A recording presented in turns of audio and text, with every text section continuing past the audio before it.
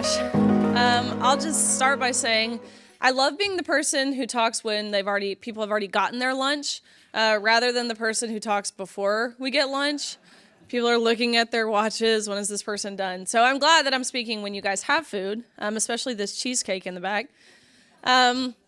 But also just wanted to say my thanks to the Eagle Forum. Of course, Chris, this event is wonderful. The venue, the amazing food. Couldn't be more grateful for you guys who are here, really ready to roll up your sleeves and say enough is enough. But as Chris had also alluded to, the San Francisco event, oh my gosh, I do not take an applause for granted. To be met with a warm welcoming. I have been in scenarios where that is certainly not the case. All the more reason for me to appreciate you guys. But in San Francisco, I was giving a talk very similar to what I'm going to talk to you guys about. You know, what it takes to be an elite athlete, the unfair competition, the locker room, the silencing, the different pieces of this, the broader picture of it. And upon delivering that message, I was met with ambush. I was attacked. I was punched by men who were wearing dresses, which fortunately for me, their punches don't hurt that bad. But really these protesters, hundreds of them, I mean, they entered the room, they turned off the lights, they rushed to the front. That's when, you know, they were punching and jostling and all of those things. But they held me for ransom for 4 hours. Where these protesters, they demanded that I had to pay them money if I wanted to make it home to see my family safely again. And the police, they held the police for ransom. You know, I'm looking at the officers. Isn't there something you can do? They told me no, because they didn't want to be seen as anything other than an ally to that community. The same community who, on the outside, was calling them racist pigs for protecting a white girl like myself. That's who they chose to side with. The next day, after all of that happened, the Vice President of Student Affairs, Dr. Jamila Moore, she released an email, sent out an email to their student body. And word for word, this email says, "I'm so proud of our brave students for handling Riley Gaines in the manner that they did. We applaud them. We don't stand by the fact that someone so personally abhorrent as Riley Gaines herself, who spread so much violence, was on our campus. We know how hard it can be to listen to this, so here's some counseling resources for you guys. You know, take a day off school. We love you, we hear you, we see you." That's the message that the university had sent. So anyways, again, all of that to just really say I'm grateful to be met with a warm welcome. As again, Chris alluded to, this is never a position that I would have imagined myself in. Truth be told, when I had to do my Comms 101 classes in college, which is your public speaking courses, my face would turn the color of the tablecloths. Hated it. Never imagined this was where I would kind of end up. As she said, I had dreams to go to dental school. Actually, I was already set to go to dental school. I scored in the top percentile of the DAT, which is the dental admissions test, which is the miserable 4-hour-long test to get into dental school, which crazily enough covers biology and chemistry and organic chemistry and math and reading and all of those different things. Scored in the top percentile, had been awarded a pretty hefty sum of scholarship money, accepted my seat, wanted to pursue endodontics, which is root canals, weirdly enough. I kind of justify God's calling by saying I'm still working on the root of the problem that's coming out of people's mouths. And I say it's God's calling because this is never something I could have prepared for. And I realize the quickest way to make God laugh in your face is to make plans for yourself. He very clearly had different plans for me. And when he calls us, he equips us. Just as he did with Moses when he led the Israelites out with Aaron and his staff, just as he did with Joshua with the victory over the Canaanites, just as he did with Esther when she was brought before the king. So if he brings you to it, he'll bring you through it, I'm realizing. And I just married my 6'4" British husband, who now has this really cute, like, Southern accent living in Nashville. All of that to say, it would have been really easy for me to essentially ride off into the sunset with the plans that I had made. But after seeing what I saw, facing what I faced, experiencing what we experienced, I saw what was at stake if someone didn't stand up for women, stand up for the truth, really. And so I realized dental school will always be there, but the relevance and the importance behind these issues that we're facing, they might not be, because it's a slippery slope. And so a little bit about how I got here. I swam my whole life, right? Like a lot of swimmers do who compete at this level, like all swimmers do who compete at that level. Started swimming when I was 4, graduated when I was 22. So, this means you spent 18 years of your life dedicated to your sport. Your sport-specific training, like your swimming, all of those hours starving yourself of oxygen and not talking. You don't get to talk to your friends in your sport, which stinks. Staring at this black line at the bottom of the pool. Your weightlifting, your diet, your sleep schedule, your physical rehabilitation, not to mention the social sacrifices that you have to make. You don't get to go to prom. You don't get to have sleepovers with your friends on Friday night because guess what? Saturday morning at 6 a.m. you have practice. No family vacations because God forbid we took one day out of the water. Michael Phelps always says, each day you take out of the water, it's 3 days. It takes you 3 days to get back to that point. So we were never allowed to take time out of the water. Very fortunate to be pretty heavily recruited. I ended up choosing the University of Kentucky. I knew I wanted to stay in the SEC. I'm sorry, I'm biased. I think the SEC is the best conference. I know Miss Bobby does too. All my family played in the SEC. My dad played football. My mom played softball. All my uncles. I knew that's what I wanted to do. And so, actually, I thought I was going to be a Florida Gator, though. I know. At least it's not Rocky Top, right? Oh my gosh.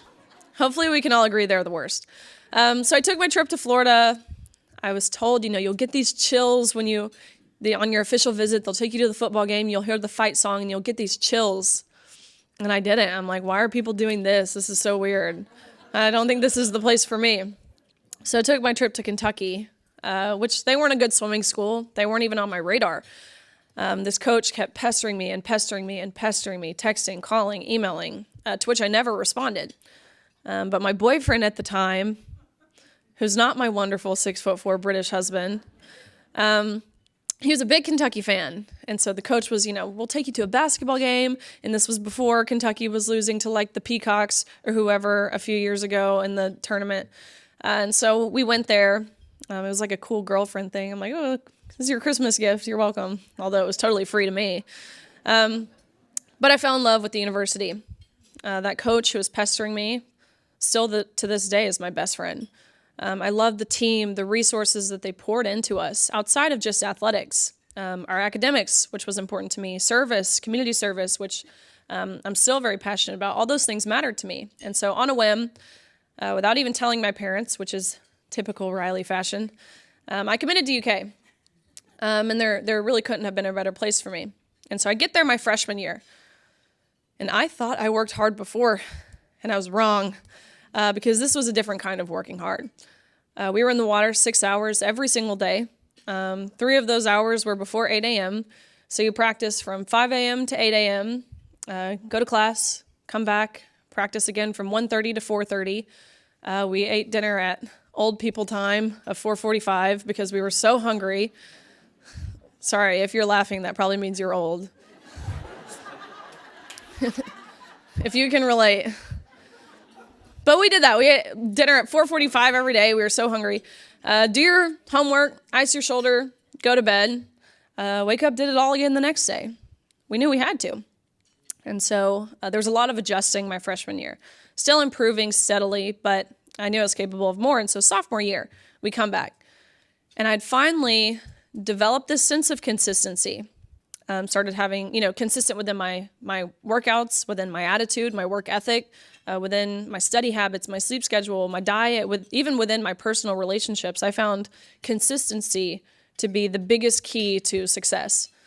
And I developed that sense of consistency. And so I started having this breakout season, really, achieving some really great things until March of 2020, when about 3 days before we were supposed to leave for our national championships, which is the meet you work all year for. It's comparatively, it's faster than the Olympics. It's more competitive than the Olympics because the U.S. has so many fast swimmers.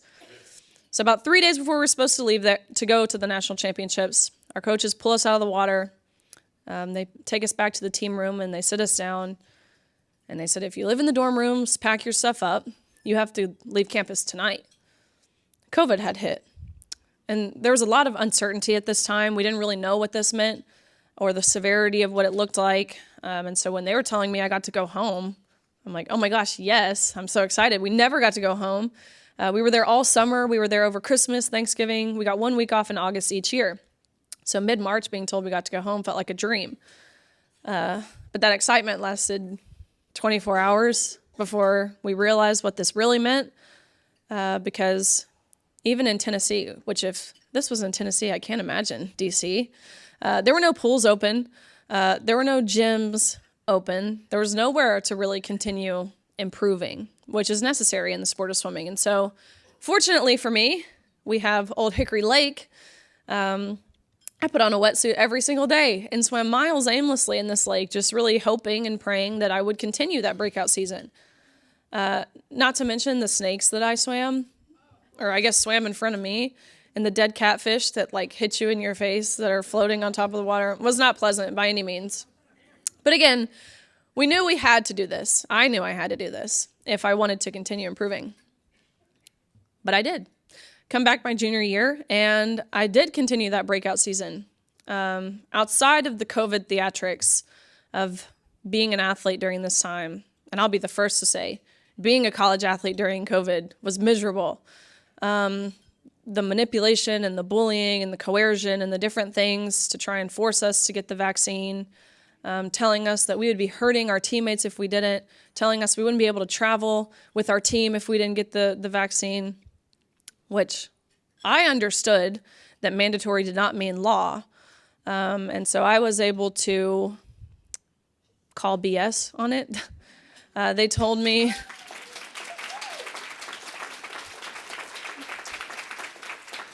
But I'll never forget because they sat me down. It was actually right before our meet against University of Alabama. And they sat me down. They said, you're not going to be able to travel to Alabama if you don't get the vaccine. But me being my university's best swimmer, I said, okay. And of course I traveled to Alabama. And of course I didn't get the vaccine. So I understood mandatory was not law. But a lot of my teammates who felt the same as I did, didn't understand that. They were bullied into this. But I say that to say the parallels between what we faced my sophomore year and what we faced my senior year were very similar. Again, in terms of the emotional blackmail and different pieces. And I think learning how to say no for myself my sophomore year in an entirely different situation really prepared me to say no my senior year. But anyways, I continued this breakout season into my junior year. This is when I won my first individual SEC title. This is when University of Kentucky won their first ever SEC team title. Ultimately, my junior year, I placed 7th in the country, which I was proud of. To be top 7, you're an All-American, pretty high achievement. But I knew I was capable of more. And so my senior year, I had a goal of winning a national title, which would, of course, mean becoming the fastest female in the country in my respective event. And I'm right on pace to do that. About midway through my senior year, so about November of 2021, I'm ranked 3rd in the nation, behind one amazing female athlete who I knew very well, who was in 2nd. You know, I was trailing her by maybe a few 100ths, a few tenths of a second. Because like in most sports, your top-tier athletes know of each other, regardless of where you compete, because you've grown up competing against each other. So I knew her very well. But the swimmer who was ranked 1st by body lengths, which is a very large margin in swimming, considering, you know, this is a sport measured down to the 100th of a second. The swimmer who was ranked 1st by multiple seconds, I'd never heard of. And this is the first time I became aware of a swimmer named Lia Thomas. But for all I knew at the time, you know, there's a lot of head scratching. Who is this person? For all I knew at the time, this was a senior from University of Pennsylvania who came out of nowhere, their senior year to post nation leading times. Again, trailing the country by body lengths in events ranging from the 100 freestyle, which is a sprint, and all of the freestyle events in between through the mile, which is long distance. And for those of you who don't necessarily understand swimming, think about this in terms of your Olympic runners. Your best 200-meter runner is not your best marathon runner. But that's what we were seeing in this person. None of it made sense. I'm talking to my coaches, my family, my teammates. Who is this person? We didn't know. Keep in mind, I also hadn't seen a picture of this person, or else it would have been a little more clear. But I was more apt to believe this person just appeared out of thin air, pretty much, until an article came out. And in this article, it very briefly disclosed in a blip of a sentence, it says Lia Thomas is formerly Will Thomas and swam 3 years on the men's team at University of Pennsylvania before deciding to switch to the women's team. And then the article carried on as if we weren't supposed to read that. And my coach sent me the link and he was like, you need to read this, because he knew my goals. He knew how hard I worked day in and day out. So I read it, and then I read it again, and then a third time. And I was so shocked, but truthfully, I felt this sense of relief because I went to look up who Will Thomas was, because I was curious, was this a lateral movement? Was this someone who went from ranking first amongst the men to now continuing to rank first amongst the women? Which is, of course, not what we saw. We saw this was a mediocre man, at best, ranking 462nd in the nation the year prior when competing against the men. Again, to now dominating the entire country when competing against the women. But that's why I say I felt relieved, because I thought surely the NCAA would see it how I saw it and how my teammates saw it. And again, my parents, my coaches, how anyone with any amount of brain activity would probably comprehend this. But that was naive to think, because the NCAA did not see it that way. They saw nothing wrong with it. About 3 weeks before our national championships, they announced that Lia Thomas's participation in the women's category was a non-negotiable. There was nothing we could do. There was no questions to be asked. This is what was happening. I got to personally witness and really feel the effect that this infringement, this injustice had on myself and my teammates and my competitors. And I don't claim to speak for every single girl on that pool deck, but I do claim to speak for the overwhelming majority of us, because I can wholeheartedly attest to the tears that I saw from the girls who placed 9th and 17th and missed out on being named an All-American by 1 place. And I can wholeheartedly attest to the extreme discomfort in the locker room when you turn around and there's a 6'4", 22-year-old man fully intact with and exposing male parts, inches away from where you're simultaneously undressing. And I can wholeheartedly attest to the grumbles and the whispers, because that's what they were. They were whispers of anger and frustration from those girls who, just like myself, had worked our entire lives to get to that meet. And so that first day, to quite literally no one's surprise, Thomas swam to a national title in the 500 freestyle, becoming the first man to win a Division I NCAA women's title. Trailblazer. Again, by body lengths, and beating out Olympians, beating out American record holders, beating out the most impressive female swimmers this country has ever seen, by body lengths. Even the time Thomas went last year in the country would have beat every girl in the country this year by body lengths. So that was day one. The second day of competition was the 200 freestyle, which is where Thomas and I raced. We swam prelims. We weren't in the same heat in the morning. You have to swim prelims, qualify top 16, really top 8 to make the championship final. Come back that evening. That's where you'll achieve your overall national ranking. So we swam prelims, both qualified top 8, came back that evening when we were in the same heat. Dove in the water, swam all 8 laps of freestyle, touched the wall at the end. Almost impossibly enough. We had tied, meaning we went the exact same time down to the 100th of a second, which is pretty rare when you're racing for 1 minute and 40 seconds and not even 1/100th separated us. I mean, that's not even, if you all were to get your phones out and try and see how quickly you can start and stop your little stopwatch on your phone, you can't do it in 0.1. I mean, not even 0.01 separated us, which shows me that God has his hand on it. But we got out of the water, go behind the awards podium where the NCAA official looks at both Thomas and myself. Again, Thomas, who's towering over me at 6'4". Wikipedia says 6'1". Just know Wikipedia's lying to you. He's 6'4". Me at a mere 5'5", 5'6". I have heels on, so. Looks at both Thomas and myself and says, "Great job, you two. But you tied." And we only have one trophy, so we're going to give this trophy to Lia. Sorry, Riley, but you don't get one. I was so taken aback by this. Wasn't this what Title IX was passed to prevent? And so I asked the question that no one dared ask all season. Actually, we asked it. We asked it amongst ourselves, again in whispers, in secrecy behind closed doors to our coaches, talking on the phone with our parents in our dorm rooms quietly, hoping our roommates wouldn't hear us. I mean, guys, that sounds, anyone read 1984? That sounds a lot like that.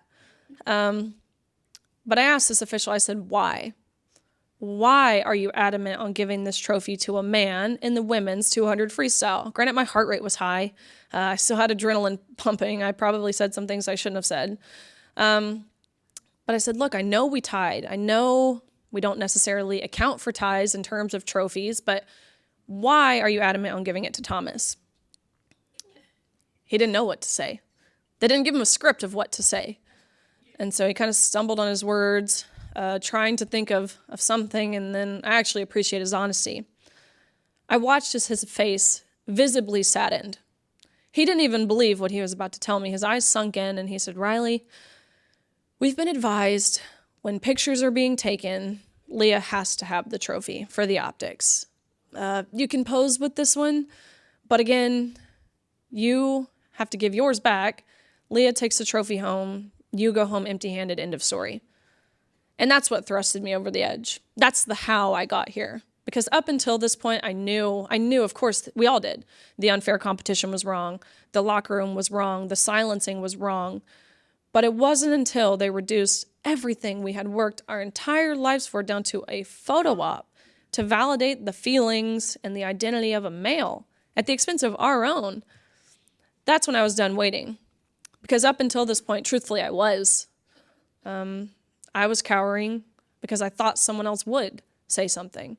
I thought surely a coach would stick up for us. Surely someone's dad would come down there and yank this man out of our locker rooms. Surely someone within the NCAA, someone with political power, some other swimmer, someone who was supposed to be protecting us. I thought they would certainly protect us. But again, that was just another naive thought because it's not what we were seeing. And I remember the moment it hit me distinctly because I'm standing on this podium, sharing this spot with this male, again, towering over me, holding this trophy I know I have to give back, which let me reiterate, I could have cared less about the trophy, right? I'm a 12-time All-American. I have a lot of those at home. It's not about the tangible object of the trophy, never has been, never will be. It's about the principle behind what was happening. Holding this trophy, I know I have to give back, and it hit me. How in the world could we as women, we as female athletes, expect someone else to stand up for us if we weren't even willing to stand up for ourselves? We were standing on this podium, all 6 of us girls, all 7 of us girls, and we were smiling. We were applauding. But what were we applauding? We were applauding our own erasure, our own demolition, expecting someone else to jump in and save us. And that's when I realized it has to come from us. I know I mentioned the locker room. I'll very briefly touch on it because I think it's important. Because as much as the competition was blatantly unfair, the locker room, I mean, that's feelings of violation. Of course, it's awkward, it's embarrassing, it's uncomfortable.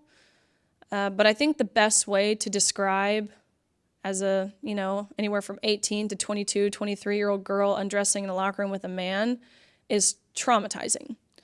And not even necessarily traumatizing because of what we were forced to see and how we were forcibly exploited ourselves.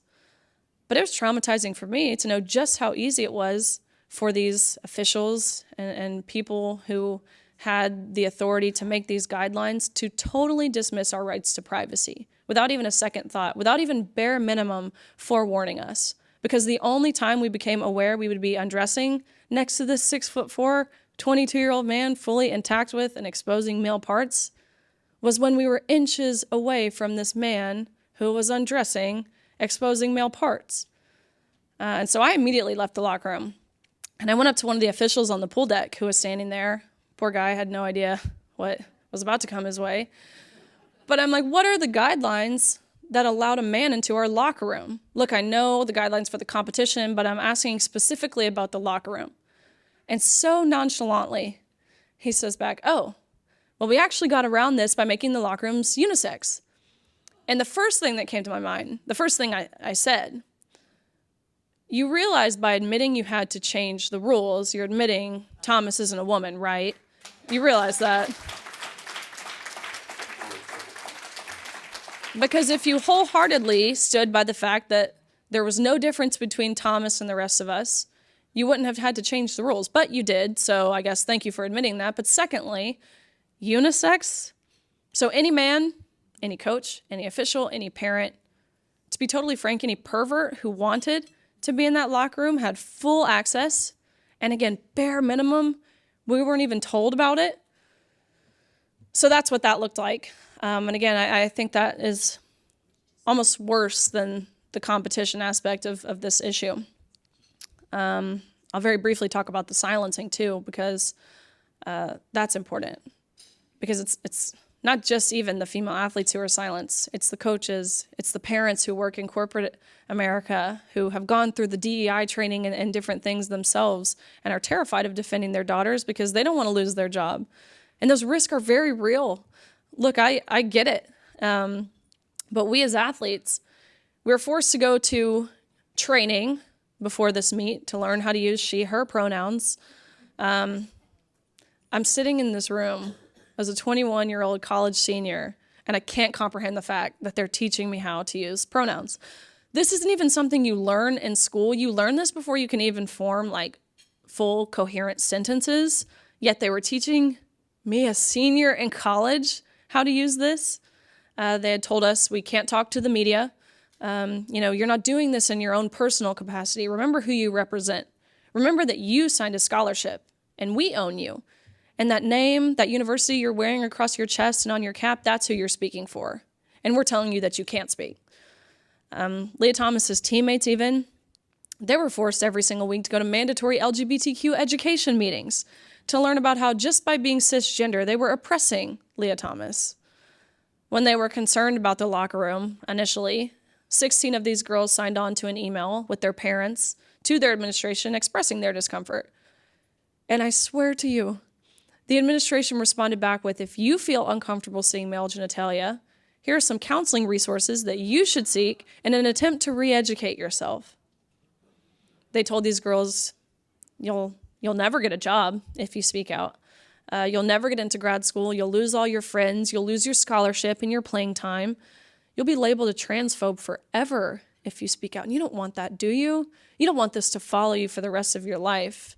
So I suggest you be kind, and I suggest you be inclusive. They told these girls, you can't take a stance. Your school has already taken your stance for you. They told these girls, which tell me how this isn't criminal, really. They told these girls that if they were to speak out and any harm whatsoever were to come toward Thomas's way, whether that's through social media, physical, mental, emotional harm, whatever it looked like, then they were solely responsible, therefore making them responsible for potential death, therefore making them murderers. They told these girls they would have blood on their hands if they advocated for fair play and privacy in areas of undressing. And believe it or not, it's effective in keeping people quiet.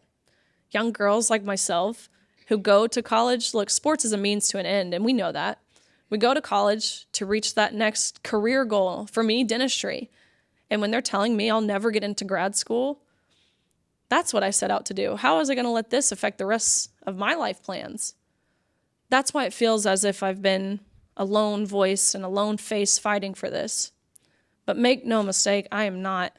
There are so many girls in that same position, so many of those women who fought relentlessly for Title IX, probably the same women in this room who laughed at the 445 joke, because you guys are old, and you saw Title IX when it was implemented in 1972. I'm just kidding. Well, I'm not just kidding, but you know what I mean. But I'm indebted to you guys. You fought for the opportunities that I was able to have. You saw those benefits and what that meant for women, women's sports, but the broader picture of women. And now you're seeing that in your same lifetime being taken away. And so there are so many who have linked arms. We stand alongside each other, behind one another, fighting for this.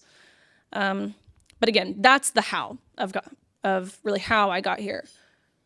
But more importantly is the why. Why? And that's a question we should all be asking ourselves. Why is this happening? Myself, as a Christian, I entirely see this as spiritual warfare.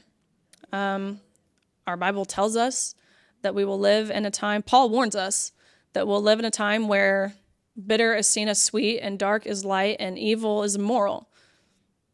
That's what we're living through.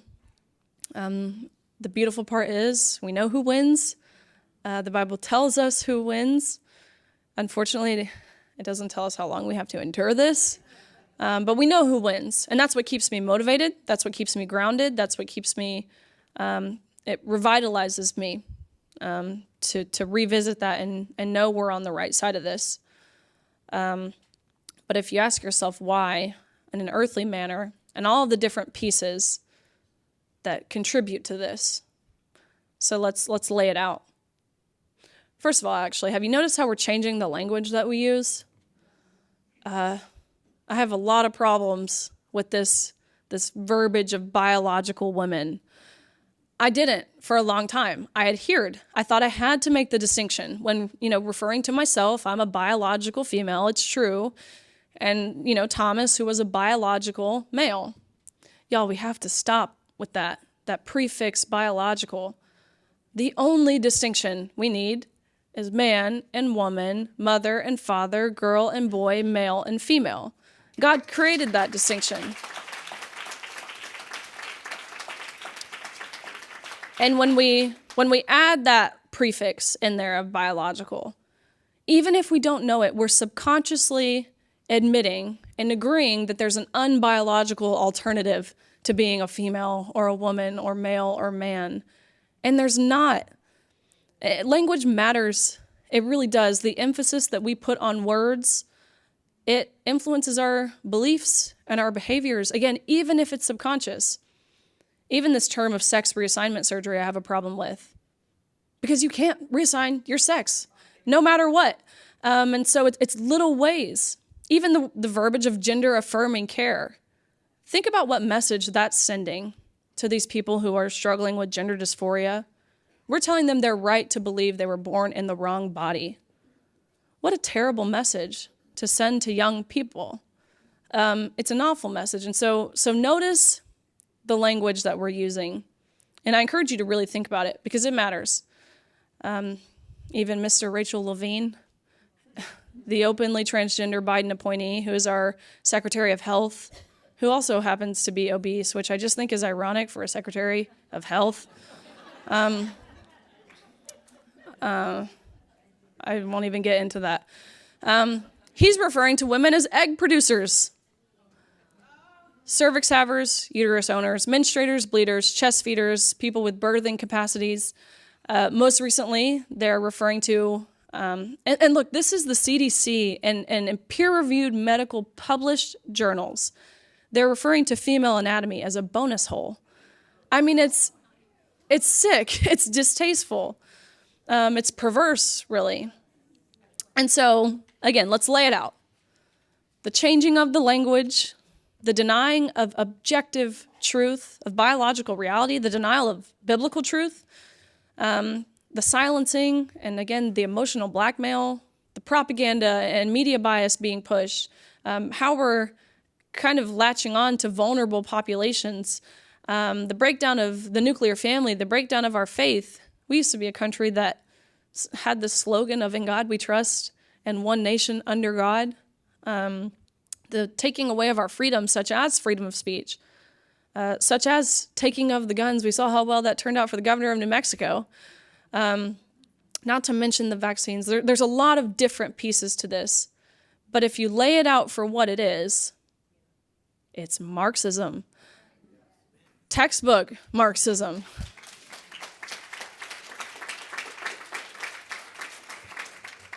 And once you see that, you can't unsee it. And look at any history book and see how that has turned out for any civilization. And it's not pretty.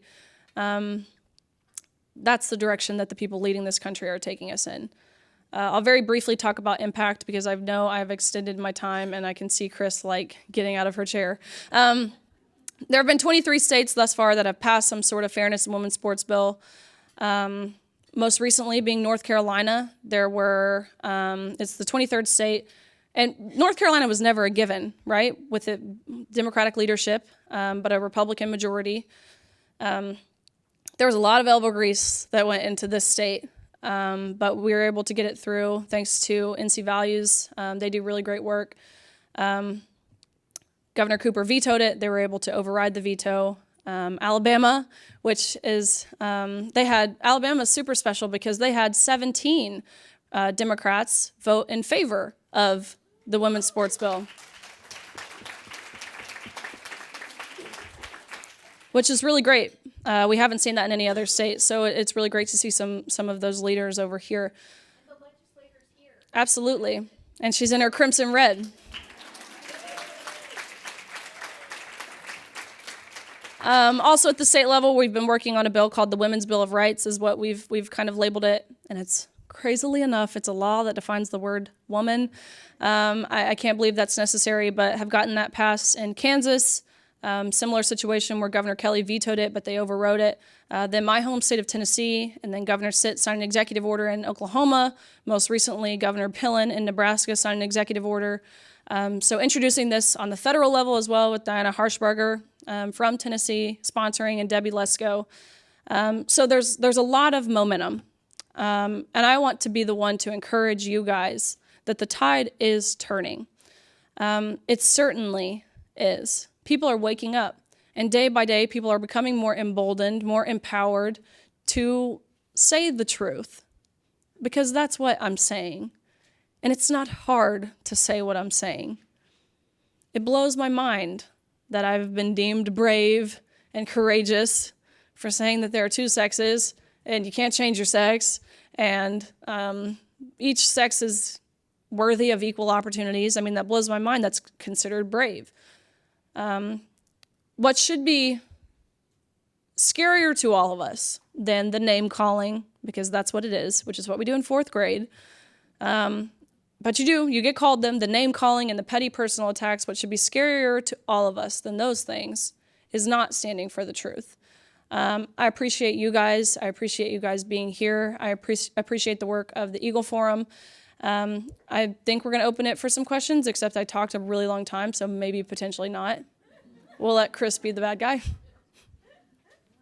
me just come on up here real quick. Before we open it up for questions, we would like to present to you our Eagle Award with appreciation for your courage and dedication to faith, not fear.